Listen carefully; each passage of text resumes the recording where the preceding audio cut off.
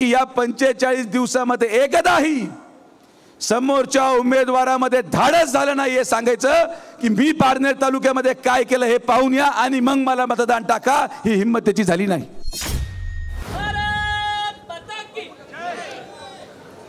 आजच्या या अहिल्यानगर लोकसभेच्या कर्जत येथील महायुतीच्या सभेला उपस्थित असलेले महाराष्ट्र राज्याचे सन्माननीय उपमुख्यमंत्री माननीय श्री अजितदादा पवार साहेब, या मतदारसंघाचे आमदार आमचे नेते प्राध्यापक रामजी शिंदे साहेब, व्यासपीठावरील उपस्थित असलेले महायुतीचे सर्व सन्माननीय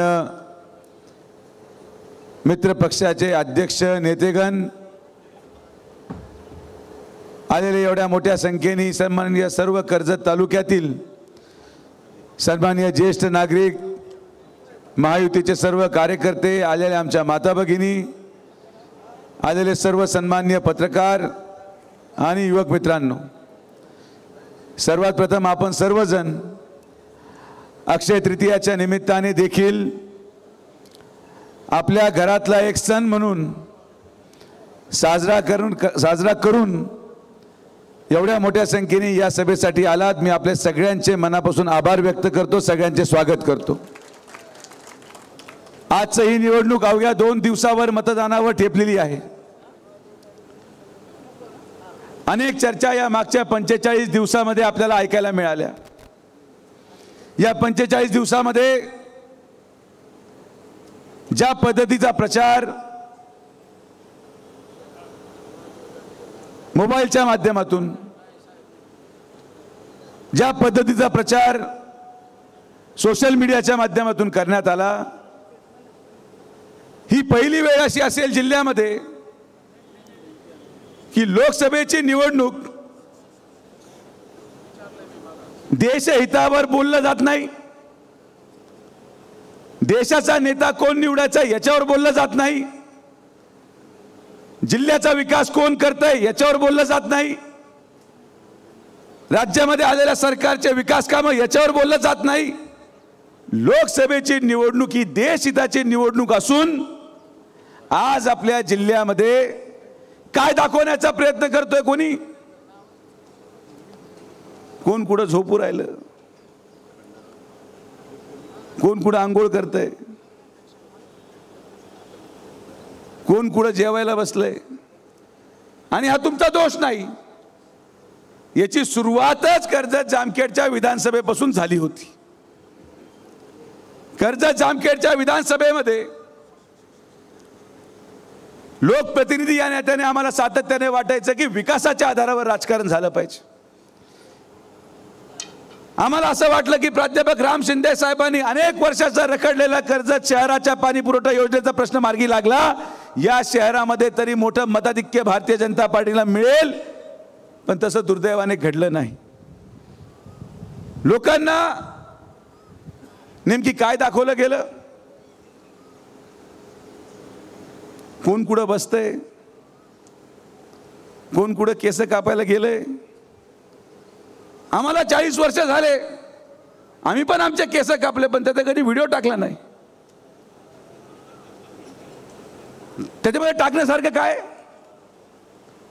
आम्ही पण पंक्तीमध्ये बसून जेवलोय, आम्ही पण टपरीवर चहा घेतो, आम्ही पण ज्येष्ठ नागरिकांना नमस्कार घालतो, पण प्रत्येक गोष्टीचा व्हिडिओ टाकून आपण कसं सामान्य आहोत आणि समोरचा व्यक्ती कसा प्राबल्य आहे आणि कशी ही लढाई धनशक्ती विरुद्ध जनशक्ती असा जो भासवण्याचा प्रयत्न काही कालावधीमध्ये केला गेला। मला एक सोपा प्रश्न माझ्या समोरच्या उमेदवाराला विचारायचा आहे। 45 दिवस झाले निवडणुकीची प्रचार रणधुमाळी सुरू होऊन, आणि या 45 दिवसामध्ये एकदाही समोरचा उमेदवार जो एका सत्ताधारी पक्षाचा 4.5 वर्ष राहिलेला आमदार आहे, हा काय नौका उमेदवार नाही, हा काय जिल्ह्यासाठी नवा नाही, हा या अहिल्यानगरच्या लोकसभेमध्ये एका सत्तेमध्ये राहिलेला 4.5 वर्षाचा आमदार आहे। मी पत्रकारांना विचारू इच्छितो की या 45 दिवसामध्ये एकदाही समोरच्या उमेदवारामध्ये धाडस झालं नाही हे सांगायचं की मी पारनेर तालुक्यामध्ये काय केलं हे पाहून या आणि मग मला मतदान टाका, ही हिंमत त्याची झाली नाही. काय कारण असेल मी विचार करतो. मी माननीय दादांना विनंती करेल, दादा तुम्ही तुमच्या भाषणामध्ये जेव्हा उल्लेख करतात की हा समोरचा व्यक्ती माझ्याकडे होता, मी त्याला भरपूर विकासाचा निधी दिला, आज तुम्ही पारनेर तालुक्यामध्ये जात आहात, एकदा तुम्ही दिलेल्या निधीचं काय झालंय एकदा जनतेला विचारा. जेव्हा आदरणीय प्रधानमंत्री नरेंद्र मोदी लोकसभेसाठी उभे राहिलेत, 2014 मध्ये माननीय प्रधानमंत्र्यांची ओळख हे गुजरातच्या विकासावर अवलंबून होती. लोकांनी गुजरातचा विकास पाहिला आणि लोकांनी हे स्वप्न पाहिलं की या गुजरातचा विकास त्या ठिकाणी देशाचा विकास अशा पद्धतीने होईल आणि मग आदरणीय प्रधानमंत्री प्रथम निवडून आले आणि आदरणीय प्रधानमंत्र्यांनी त्या विश्वासाला सार्थ ठरेल असं काम केलं. पण आज पावणे 5 वर्ष ज्या तालुक्यामधून तुम्ही आमदार म्हणून काम केलं, तुम्ही या ठिकाणी दुसऱ्या तालुक्यामध्ये येऊन लोकसभेमध्ये मतदान मागतात. माझी फक्त एकच विनंती आहे आणि सगळ्यांना हात जोडून विनंती आहे, आज ही सभा संपल्यानंतर आम्ही सगळे गेल्यानंतर सगळ्यांनी आपला फोन बाहेर काढा आणि एकदा माझ्या समाधानासाठी पारनेर तालुक्याला फोन लावा. तुमच्या नातेवाईकांना लावा, तुमच्या मित्रपरिवाराला लावा, व्यापाऱ्यांना लावा, माता भगिनींना लावा, तुम्हाला ज्यांना वाटतं त्यांना लावा, पूर्ण सूट आहे. कुठल्याही पक्षाचा असो, कुठल्याही जाती धर्माचा असो, कोणत्याही व्यक्तीला एकदा फोन लावून त्याला एकच प्रश्न विचारा की हा तुमचा पावणे 5 वर्ष राहिलेला सत्ताधारी आमदार आज आमच्याकडे लोकसभेमध्ये मत मागायला आलेला आहे, आम्ही काय केलं पाहिजे. या प्रश्नाचं उत्तर जर तुम्ही ऐकलं तर तुम्हाला लक्षात येईल की पावणे 5 वर्ष पारनेर तालुक्याने काय काय सहन केलंय. तुम्ही कधी आपल्या स्वप्नामध्ये देखील अशी भयानक परिस्थिती जनसामान्य माणसाची पाहिली नसेल जेवढी त्या तालुक्याच्या गोरगरिबांनी मागच्या पावणे 5 वर्षामध्ये अनुभवलेली आहे. हे जे चित्र दाखवलं जातंय या चित्रामध्ये आणि वास्तविकतामध्ये जमीन आसमानाचा फरक आहे. 2019 साली हेच चित्र त्या तालुक्याच्या जनतेला दाखवलं गेलं.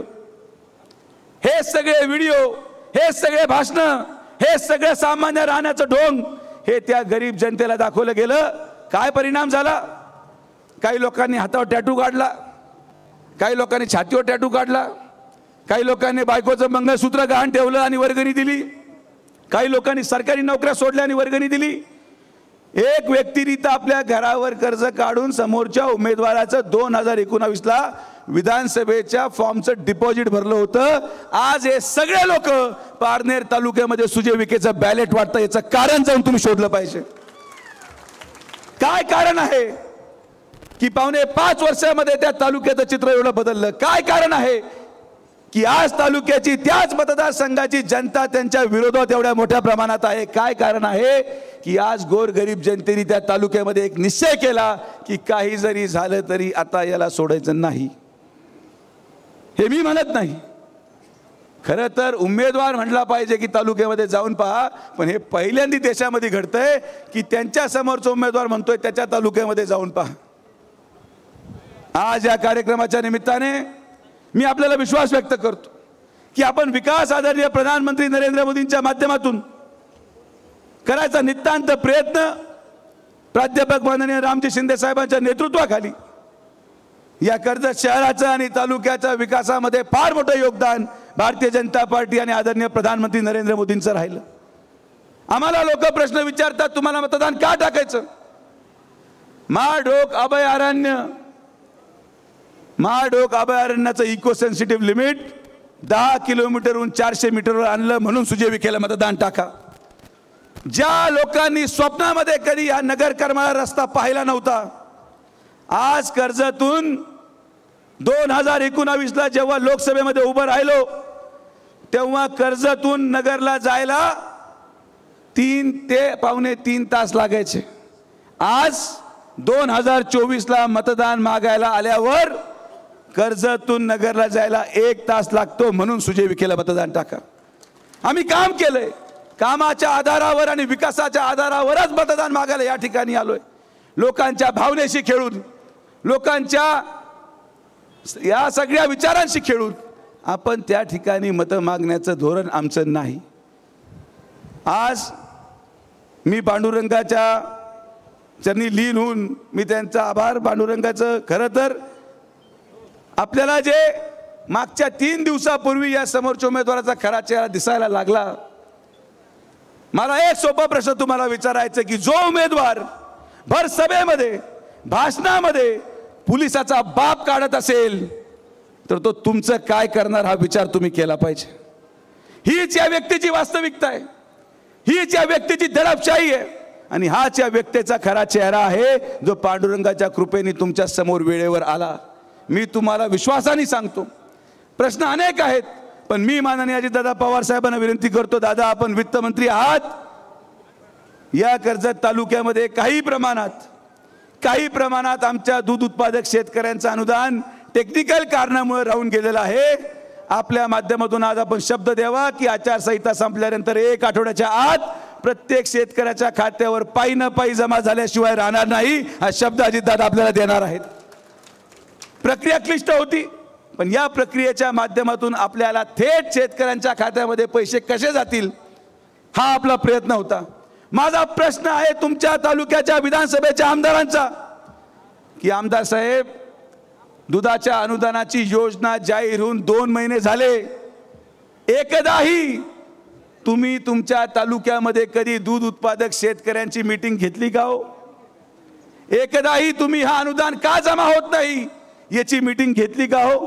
तुम्ही शेतकऱ्यांचे स्वतःला कैवारी समजता, पण एकदा तरी या महाराष्ट्र शासनाची योजना गोरगरीब जनतेपर्यंत पोहोचवण्यासाठी तुम्ही प्रयत्न केला का हो? हा एक फार मोठा षडयंत्र होता की स्थानिक लोकप्रतिनिधींनी राज्य सरकारमध्ये महायुतीच्या सरकारची योजना ही गोरगरीब जनतेला मिळू नये यासाठी रचलेला षडयंत्र आहे। आज तुम्ही आमच्या विरोधात भाषण करतात, जनता तुम्हाला देखील तुमच्या निवडणुकीमध्ये पाहिल्याशिवाय राहणार नाही। वेळ प्रसंग प्रत्येकावर येतो आणि म्हणून माझी आपल्याला हात जोडून विनंती आहे की येत्या 13 तारखेला जेव्हा आपण मतदान टाकायला जाल, या मतदानाच्या माध्यमातून माझा अनुक्रम क्रमांक नंबर आहे 3, चिन्ह आहे कमळ आणि 3 नंबर बटन दाबायचं, कारण की आपल्याला प्रधानमंत्री नरेंद्र मोदींना 3ऱ्यांदा प्रधानमंत्री करायचं आणि म्हणून हा संकल्प घेऊन या निवडणुकीला आपल्याला सामोरे जायचं आहे। पांडुरंगाची कृपा माझ्यावर सदैव राहिली, आपल्याला 2 नंबर मिळाला नाही, 2 नंबर हा 2 नंबर वाल्यांना मिळाला। हे पांडुरंग तुम्हाला सांगायचा प्रयत्न करतोय की या 2 नंबर वाल्यांपासून सावध राहा। यदा कदाचित चुकून 2 नंबर दाबला गेला तर आपला तालुका उद्ध्वस्त झाल्याशिवाय राहणार नाही। आणि म्हणून परत शेवटची विनंती की सभा झाल्यानंतर काढा फोन आणि लावा फोन, आणि ज्याला लावायचा त्याला लावा आणि पारनेर तालुक्याची परिस्थिती, वास्तविकता आपण स्वतःच्या कानाने ऐकून घ्यावी, एवढीच विनंती या ठिकाणी करतो। आज माननीय अजितदादा पवार साहेबांनी वेळ दिला। दादा बरं झालं आपण आलात। इथं काय काय सांगत होते लोक, म्हणतात तुम्ही तिथं पाठवलंय, कोणी म्हणते सेटिंग झाली, कोणी म्हणते असं झालंय। आज दादा आपल्या भाषणातून सगळं स्पष्ट करतील।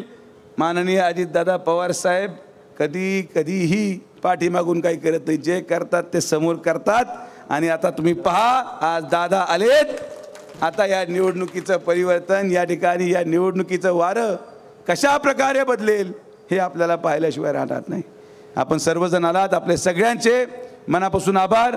5 वर्ष प्रामाणिकतेने, नैतिकतेने आदरणीय प्रधानमंत्री नरेंद्र मोदींच्या नेतृत्वाखाली विकास आणि सर्वसामान्य जनतेचं काम आपण करायचा प्रामाणिक प्रयत्न केला। आपल्या सगळ्यांच्या आशीर्वादाने परत एकदा ही संधी आपण मला द्याल या विश्वासाने थांबतो। जय हिंद, जय महाराष्ट्र, जय श्रीराम। धन्यवाद। देश विदेशातील प्रत्येक घडामोडींचे लाईव्ह अपडेट मिळवण्यासाठी आता साम टीव्हीच्या सर्व सोशल मीडिया प्लॅटफॉर्मला लाईक, फॉलो आणि सबस्क्राईब करा। तसंच सर्व नोटिफिकेशनसाठी बेल आयकॉन प्रेस करायला विसरू नका।